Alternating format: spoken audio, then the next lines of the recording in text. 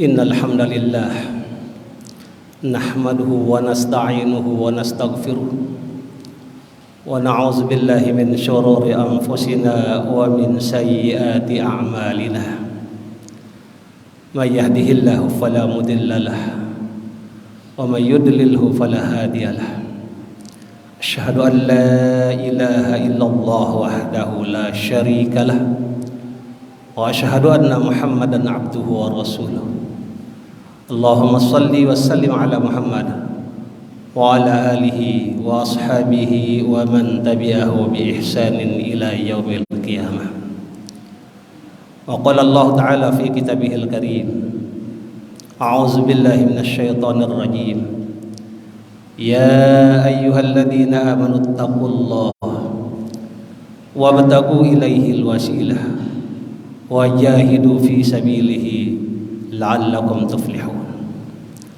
Amma ba'du fa ya ibadallah usikum wa iyaya bittaqwallah faqad fazal muttaqun. Ma'asyiral muslimin rahimakumullah. Senantiasalah kita bersyukur kepada Allah Subhanahu wa taala dengan mengucapkan alhamdulillah dan melakukan amalun salih. Alhamdulillah, segala ungkapan puji hanya berhak ditujukan kepada Allah Subhanahu wa taala.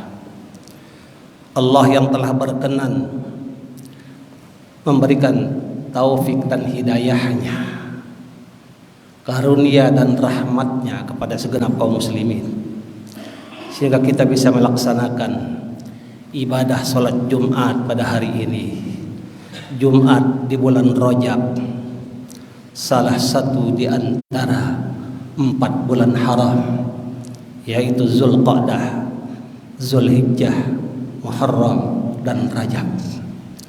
Bulan Rajab juga dikenal sebagai bulan Isra Mi'rajnya Nabi Muhammad sallallahu alaihi wasallam. Kemudian salawat dan salam kepada Nabi Muhammad sallallahu alaihi wasallam yang dengan perantaraan beliau diturunkan rahmat dari Allah Subhanahu wa taala, sehingga ucapan, perbuatan, akhlak, perilaku beliau pantas dijadikan suri toladan, sebagai uswah hasanah, sebagai contoh terbaik dalam segala urusan. Oleh karena itu marilah kita bertakwa kepada Allah Subhanahu wa taala. Takwa yang sebenar-benarnya, bukan sekedar takwa dalam kata, tapi juga dalam perbuatan. Takwa yaitu takut kepada Allah, melaksanakan perintah Allah dan menjauhi segala larangannya. Ayat yang kami bacakan tadi dalam Al-Quran, surat Al-Ma'idah ayat 35. Wahai orang-orang beriman, bertakwalah kepada Allah dan carilah wasilah-wasilah, jalan-jalan yang akan mendekatkan dirimu kepada Allah Subhanahu wa taala, dan berjihadlah untuk membela Islam. Niscaya kalian akan beruntung di akhirat nanti. Ma'asyiral muslimin rahimakumullah. Dalam kehidupan ini sesungguhnya merupakan tugas dan amanah bagi setiap muslim untuk mengimplementasikan takwanya kepada Allah, menunjukkan rasa takutnya, menunjukkan rasa ketundukannya kepada Allah Subhanahu wa taala dengan cara melaksanakan perintahnya, menjauhi larangannya. Dari mana kita tahu bahwa Allah memerintahkan sesuatu, dan dari mana pula kita tahu bahwa Allah melarang sesuatu? Itulah sebabnya Allah Subhanahu wa taala menurunkan nabinya untuk apa? Menjelaskan kehendak Allah yang dibukukan di dalam Al-Quran dan Sunnah Nabi Muhammad sallallahu alaihi wasallam, untuk menjelaskan itu semua. Karena itu menjadi salah satu ciri dari orang yang bertakwa itu adalah membaca Al-Quran, memahami isinya, kemudian mengamalkannya dalam perbuatan nyata. Pertanyaannya kemudian, seberapa persen dari sekian miliar umat Islam yang membaca Al-Quran, memahami isinya, dan melaksanakan ajarannya?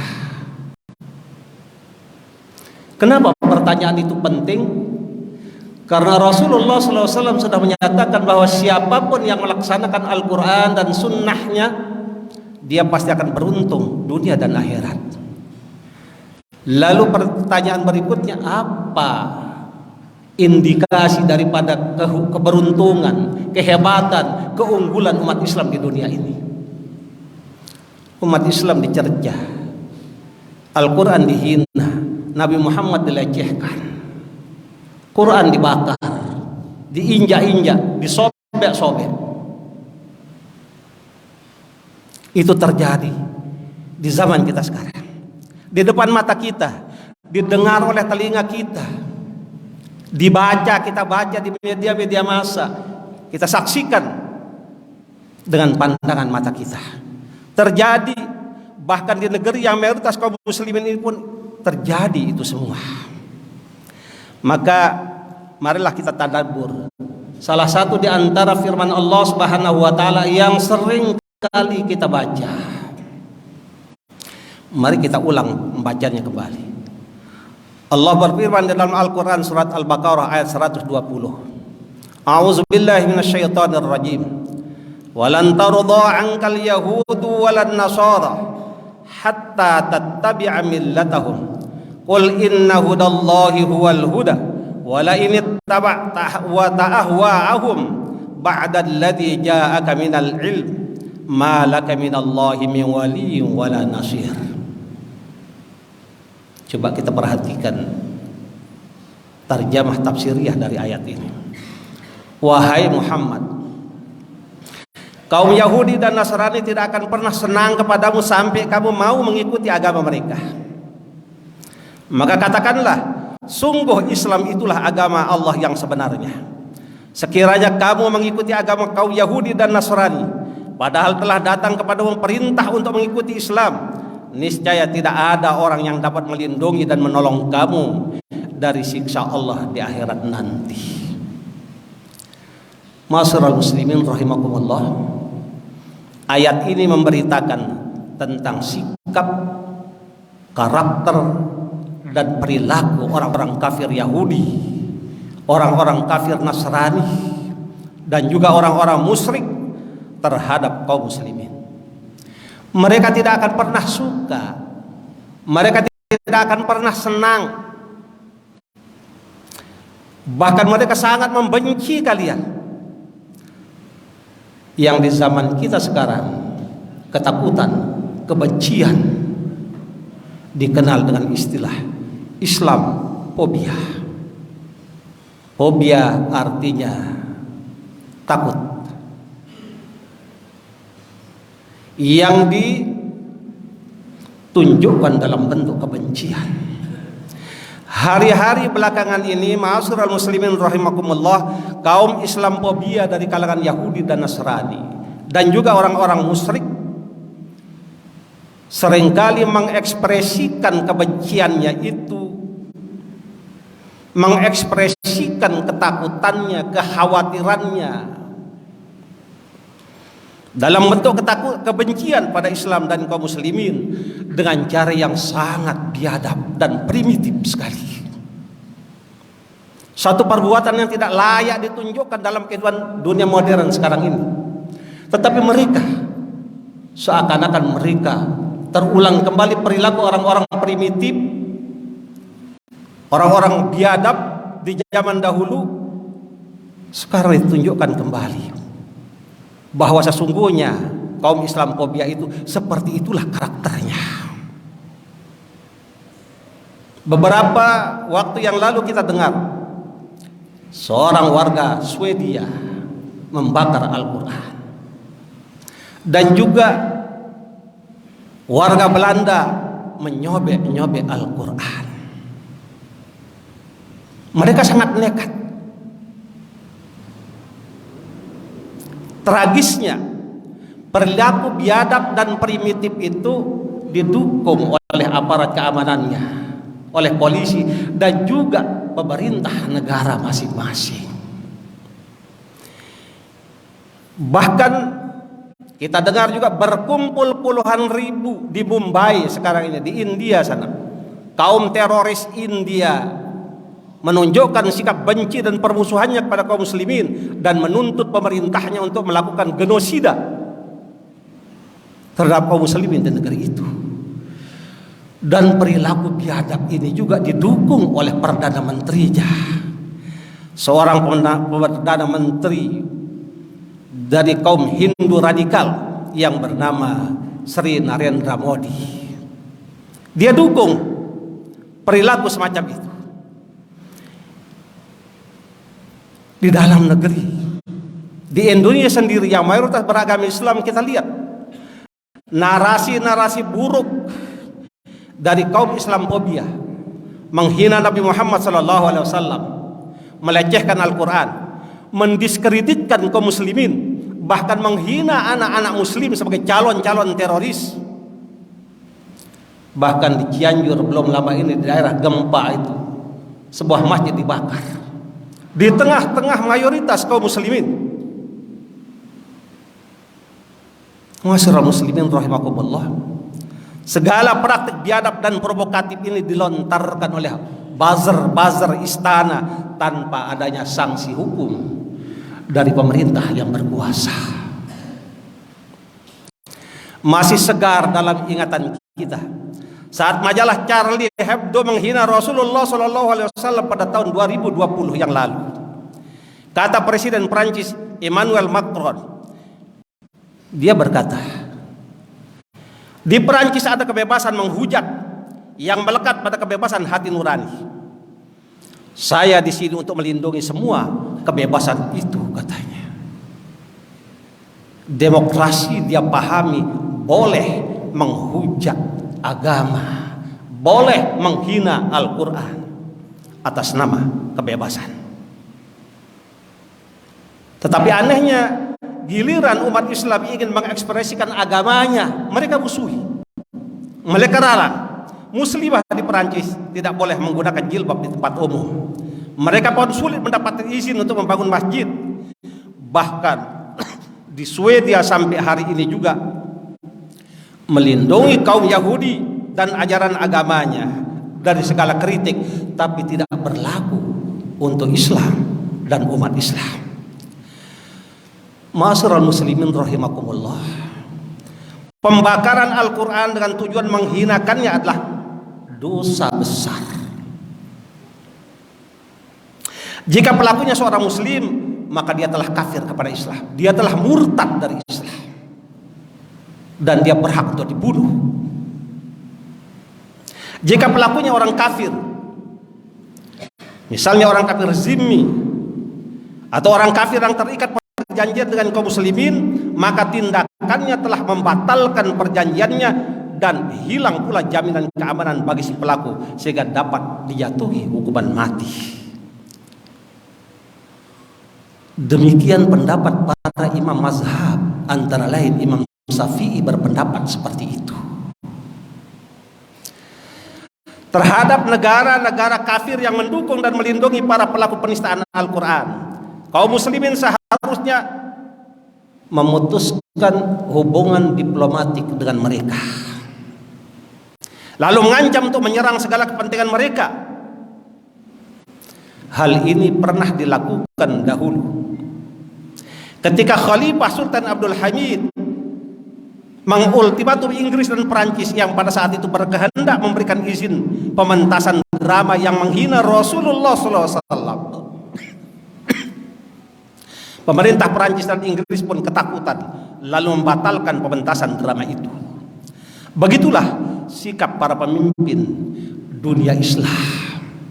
Dan itulah juga termasuk urgensinya pentingnya umat Islam memiliki pemimpin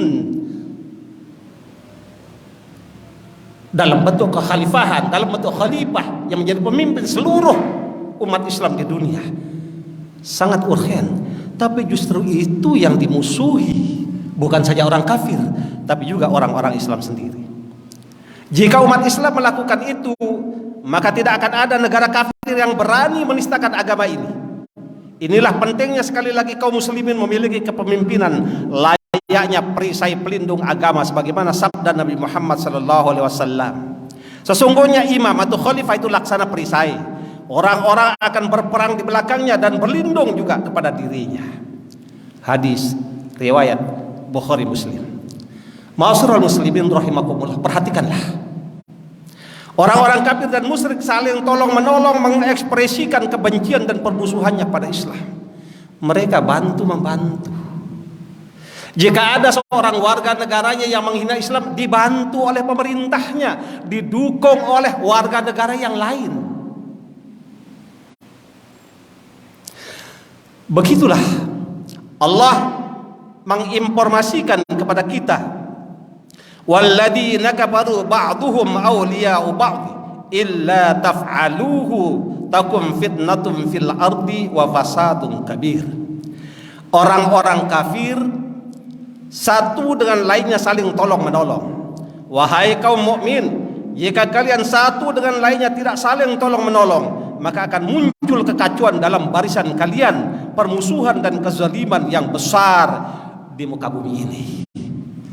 Al-Quran surat Al-Anfal ayat 73. Coba lihat sekarang, satu orang kafir saja misalnya menjadi korban dari umat Islam, seluruh negara kafir membelanya.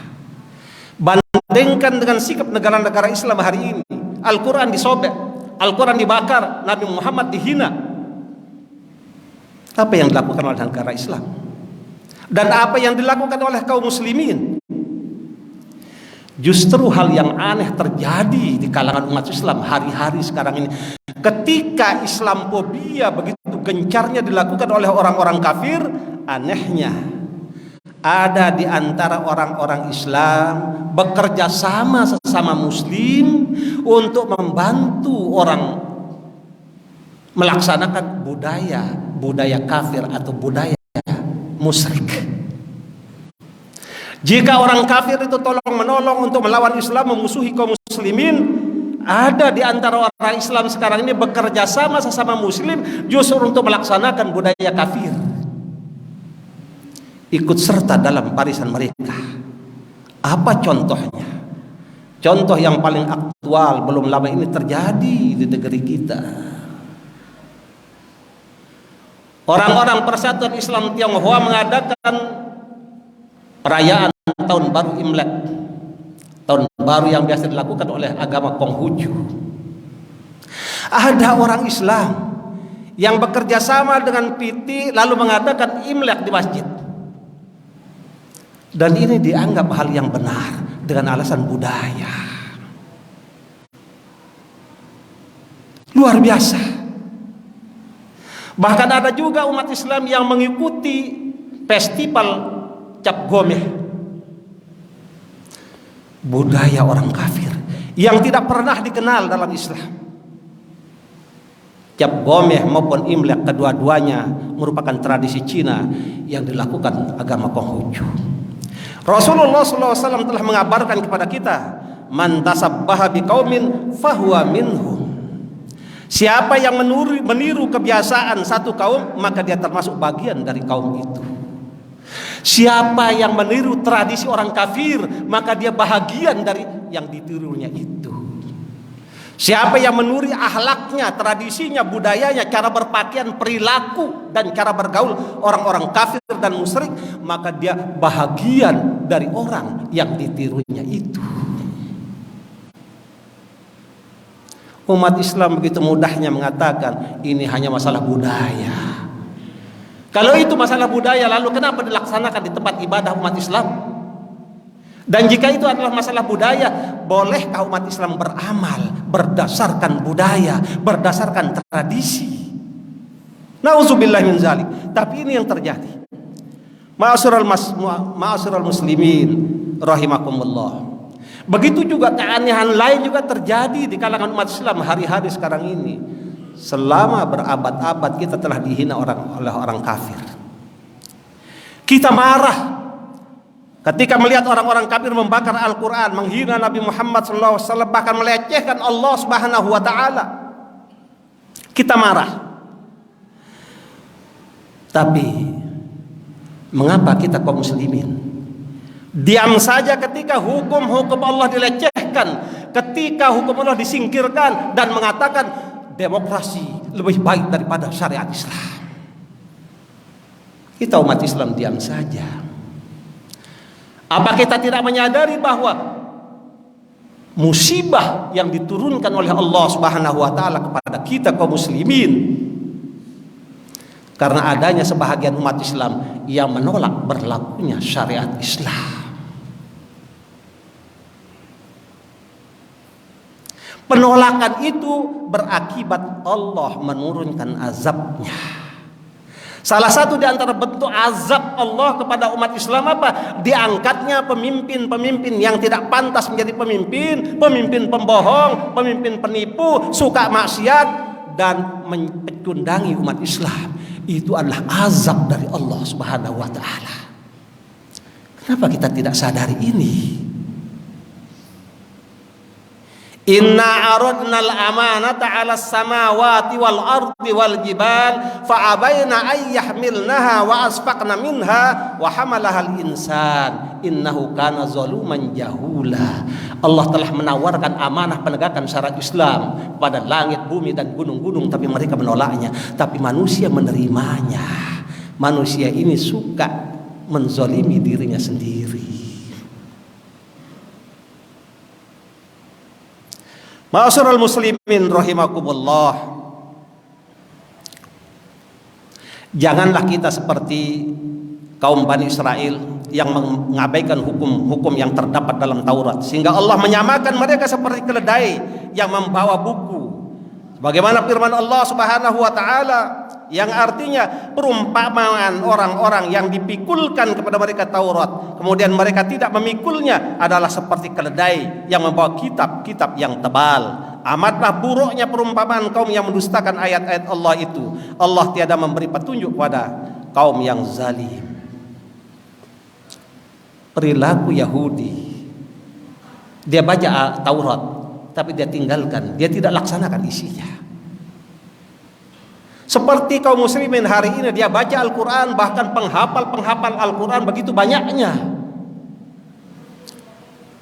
tetapi tidak mengamalkan syariat Islam, tidak mengamalkan ajaran Al-Quran kecuali yang cocok dengannya, yang cocok dengan pahamnya, yang cocok dengan pemikirannya, yang tidak cocok ditinggalkan. Lagi-lagi jangan seperti kaum Yahudi yang mengutak-atik kitab suci mereka untuk menghindari hukum-hukum Allah. Bahkan ada seorang ulama mengatakan, ulama ahli tafsir, bahkan sangat mungkin sekarang ini boleh jadi orang non-Islam yang benar, boleh jadi Islam itu yang benar, sebab yang menentukan benar dan salah itu hanya Allah, tapi itu nanti di akhirat katanya. Akibat ucapannya ini lalu orang kafir berceramah dia dengan mengatakan, tuh ternyata seorang ulama pun mengatakan Muhammad sendiri yang diturunkan Quran kepadanya, dia ragu-ragu terhadap agamanya sendiri, mungkin benar, mungkin salah. Ma'asyiral muslimin rahimakumullah. Bahkan belum lama ini seorang menteri dia mengatakan banyak korupsi di negeri kita, banyak terjadi berbagai macam kemaksiatan dan kemungkiran. Ada orang-orang radikal mengatakan bahwa itu terjadi karena tidak dilaksanakannya hukum Allah. Lalu dia melanjutkan, banyak di negara-negara Islam sendiri terjadi juga korupsi, bukan karena tidak melaksanakan hukum Allah, tapi tergantung orangnya katanya. Dia tidak percaya dengan hukum Allah. Ma'asyiral muslimin rahimakumullah, saya akan mengutip satu kata-kata yang bagus sekali dari seorang penulis kitab yang berjudul Al-I'jaz Al-Ilmi fi Sunnah An-Nabawiyah, bernama Profesor Dr. Zaghlul Raghib An-Najjar. Dalam bab pendahuluan buku itu beliau menulis tentang urgensinya menegakkan hukum Allah urgensinya menegakkan syariat Islam, beliau berkata, dalam sejarah sudah terbukti bahwa manusia tidak pernah sanggup menciptakan aturan atau tatanan hukum yang bersifat universal dan menyeluruh untuk memandu dan mengatur tingkah laku mereka. Karena itulah Allah menurunkan syariat untuk mengatur kehidupan mereka. Wahyu dan syariat yang diturunkan oleh Allah menjelaskan kepada manusia mengenai berbagai persoalan yang selama ini tidak dapat mereka pecahkan dan tidak dapat mereka pahami, seperti persoalan gaib, persoalan yang berkaitan dengan perintah dan larangan Allah, dan persoalan lain mengenai aturan bertingkah laku. Tanpa adanya petunjuk dari Allah, segala upaya manusia untuk memecahkan persoalan-persoalan tersebut akan mengantarkannya menuju kesesatan. Segala upaya manusia untuk menyelesaikan problem dunia, problem politik, problem ekonomi, problem budaya, dan berbagai macam problem kemanusiaan, tanpa mengikuti petunjuk dari Allah Subhanahu wa taala, pasti akan membawanya pada kemaksiatan dan juga pada kesesatan. Coba kita lihat contohnya. Ma'asyiral muslimin rahimakumullah. Tanpa petunjuk Allah, manusia akan terjumus pada kesesatan dan maksiat. Kita saksikan misalnya di negeri kita sendiri, yang mayoritas penduduknya beragama Islam. Kita saksikan bahwa dekadensi moral, zina, LGBT begitu merajalela. Direktur Jenderal Pajak Kementerian Keuangan Surya Utomo mengungkapkan sejumlah kasus selingkuh dan kumpul kebo yang dilakukan ASN, aparatur sipil negara, di instansinya. Dia secara terbuka menyatakan, selama periode 2019 hingga saat ini, kata Surya, hukuman disiplin yang telah ditegakkan kepada para pimpinan atau pegawai tingkat bawah di Direktorat Jenderal Pajak telah mencapai 718 untuk kategori ringan, 199 sedang, dan 349 berat. Mayoritas dari kasus yang sedang, ringan, dan berat itu mayoritasnya adalah mereka kumpul kebo.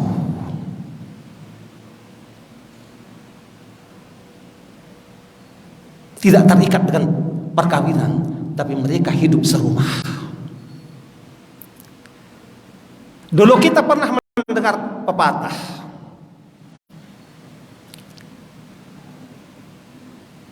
guru kencing berdiri, murid kencing berlari. Pepatah di zaman milenial ini mengatakan, guru posting berdiri, murid update berlari. Jika para pejabat-pejabat negara sudah begitu tidak punya moral, tidak punya malu, kita lihat murid-murid sekolah sekarang ini, kondisi moralnya sangat kritis. Ditemukan laporan ratusan siswi SMP dan SMA di Ponorogo, Jawa Timur, meminta dispensasi nikah akibat sudah hamil sebelum menikah. Bahkan di seluruh Jawa Timur, berdasarkan data dari Pengadilan Tinggi Agama Surabaya, angka permohonan dispensasi nikah pada tahun 2022 mencapai 15.212 kasus, sebanyak 80%-nya karena telah hamil duluan. Fakta tersebut dibenarkan Ketua Lembaga Perlindungan Anak Jawa Timur. Kemudian kita lihat di Jawa Barat, dari Indramayu juga dilaporkan ada ratusan remaja putri usia di bawah 19 tahun alami kasus serupa. Sepanjang 2022 terdapat 564 pengajuan dispensasi nikah yang diputuskan hakim. Kebanyakan pernikahan usia muda itu terjadi karena hamil di luar nikah. Ma'asyiral muslimin rahimakumullah, zina adalah kejahatan dan dosa besar. Allah Subhanahu wa taala berfirman yang artinya, janganlah kalian mendekati perbuatan zina. Sungguh perbuatan zina itu merupakan perbuatan yang kotor dan perilaku hidup yang sangat buruk. Bahkan Nabi Muhammad sallallahu alaihi wasallam bersabda, bahwa zina adalah dosa besar setelah syirik. Beliau bersabda yang artinya, tidak ada dosa yang lebih besar di sisi Allah setelah syirik kecuali dosa seorang lelaki yang menumpahkan spermanya dalam rahim wanita yang tidak halal bagi dirinya. Hadis riwayat Ibnu Abi Dunya. Ma'asyiral muslimin rahimakumullah, jika dekadensi moral merajalela seperti ini, kepada siapa kita akan mengadukannya? Hukum mana yang bisa menyelamatkan masyarakat dari berbagai macam kerusakan, kemungkaran, kemaksiatan semacam ini? Siapa? Pejabat negara memberikan contoh buruk, siswa-siswa sekolah melakukannya. Itu di satu instansi. Bagaimana dengan instansi-instansi yang lain? Dan lebih detail lagi pertanyaannya, kira-kira berapa jumlah anak-anak zina di Indonesia ini? Ma'asyiral muslimin rahimakumullah, oleh karena ini tidak ada jalan lain. Marilah kita kaum muslimin lebih dekat lagi kepada Allah. Takutlah kepada Allah, laksanakan perintahnya, jauhi larangannya. Mudah-mudahan kita diselamatkan oleh Allah agar anak-anak kita tidak terjangkiti penyakit buruk, tidak terjangkiti narkoba, tidak terjangkiti perilaku seksual keji semacam ini. Kita bermohon kepada Allah Subhanahu wa taala. Oleh karena itu, ma'asyiral muslimin rahimakumullah, mengakhiri khutbah ini saya akan membacakan salah satu ayat dalam Al-Qur'an untuk menyadarkan kita semua bahwa begitu dahsyatnya situasi negeri kita ini. Banyak orang sudah berbicara tentang tentara-tentara Cina sudah masuk ke Indonesia, korupsi yang merajalela, utang luar negeri yang menggunung, itu sudah biasa, sudah menjadi pembicaraan sehari-hari. Tetapi yang lebih buruk dari itu semua adalah nasib anak-anak kita ke depan, nasib bangsa ini ke depan. Dalam kondisi baik semacam ini umat Islam ditindas, tapi nanti jika ada musuh datang dari dalam maupun dari luar, pastilah umat Islam terdepan yang menyelamatkan bangsa ini. Itu juga nasib buruk yang menimpa umat Islam. Harus disadari, jangan-jangan nasib buruk umat Islam semacam itu juga salah satu dari bahagian azab dari Allah Subhanahu wa taala, karena kita tidak mau berjuang untuk menegakkan syariat Allah. Allah Subhanahu wa taala berfirman, a'udzubillahi minasyaitonir rajim. Alam ya'ni lil ladzina amanu an takhsha qulubuhum li dzikrillah wa ma nazzala minal haqq wa la yakunu kalladzi utul kitaba min qabl fatala 'alaihimul 'amadu faqasat qulubuhum wa katsirun minhum fasiqun. Apakah belum datang saatnya bagi orang-orang beriman agar hati mereka menjadi tenang dengan mengingat Allah dan mematuhi Al-Quran? Orang-orang mukmin jangan mengikuti jejak kaum Yahudi dan Nasrani yang diberi Taurat dan Injil sebelumnya, kemudian mereka merubah isinya. Kaum Yahudi dan Nasrani telah melalui masa yang panjang. Mereka banyak berbuat dosa sehingga hati mereka menjadi keras. Sebahagian besar dari umat Yahudi dan Nasrani menjadi orang yang menyimpang dari Taurat dan Injil. Al-Quran surat Al-Hadid ayat ke-57 dalam urut-urutan Al-Quran ayat 16.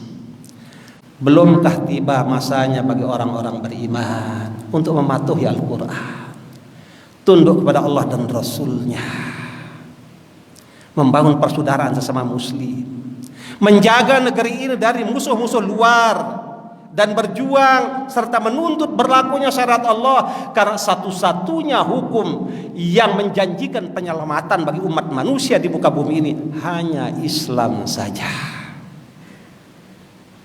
Maka berhentilah umat Islam curiga sesama muslim. Berhentilah umat Islam saling menghujat, saling memusuhi. Umat Islam itu bersaudara. Bukan hanya kita satu bangsa, tapi juga satu agama. Mari kita tolong menolong dalam kebaikan dan jangan tolong menolong dalam kejahatan. Barakallahu li wa lakum fil Qur'anil Karim wa nafa'ani wa iyyakum bima fihi minal ayati wa zikril hakim wa taqabbala minni wa minkum tilawatahu innahu huwal ghafurur rahim.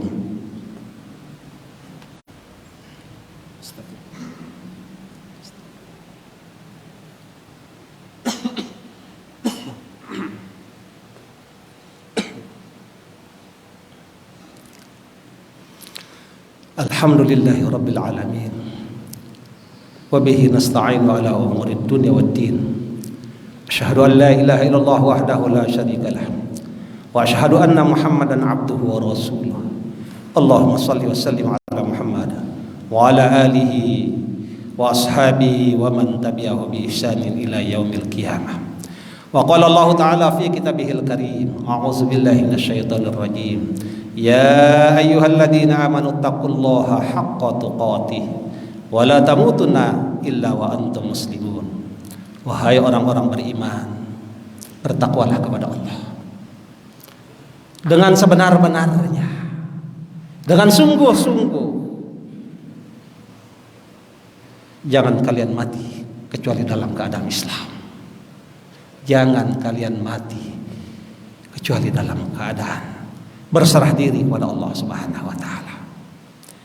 Mudah-mudahan kita yang hadir dalam salat Jumat di masjid hari ini diampuni dosanya oleh Allah Subhanahu wa taala.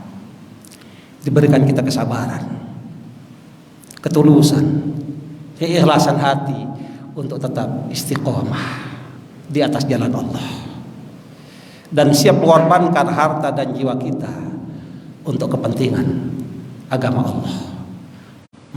Mari kita kokohkan persaudaraan di kalangan sesama muslim, dan kita bersiap untuk menghadapi orang-orang kafir yang menghina Islam, yang memusuhi kaum muslimin. Ketahuilah, agama yang paling benar di muka bumi hanya Islam saja. Marilah kita berdoa kepada Allah Subhanahu wa taala. Mudah-mudahan Allah berkenan mengijabah doa orang-orang yang ikhlas. A'udzubillahi minasyaitonir rajim. Hamdan yuwafi ni'amahu wa yukafi mazidah. Ya Rabbana lakal hamdu kama yanbaghi li jalali wajhikal karim wa azimi sultan. Allahumma shalli wa sallim ala Muhammad wa ala alihi wa sahbihi ajma'in. Allahumma ighfir lil mu'minina wal mu'minat wal muslimina wal muslimat al ahya'i minhum wal amwat. Innaka sami'un qaribun mujibu da'wat. Ya qadiyal hajat wal muhimmat. Allahumma inna nas'aluka salamatan fid din wa afiatan fil jasad wa ziyadatan fil ilmi wa barakatan fil rizqi wa taubatan qabla al maut wa rahmatan 'inda al maut wa maghfiratan ba'da al maut. Allahumma hawwin 'alaina fi syakaratil maut wan najati minan nar wal afwa indal hisab. Rabbana la tuzigh qulubana ba'da idh hadaitana wa hab lana min ladunka rahmah innaka antal wahhab. Rabbana atina min ladunka rahmatan wa hayyi lana min amrina rasyada. Rabbana atina fid dunya hasanah wa fil akhirati hasanah wa qina adzabannar. Subhana rabbika rabbil izzati amma yasifun wa salamun al mursalin walhamdulillahi rabbil alamin wa la zikrullahi akbar.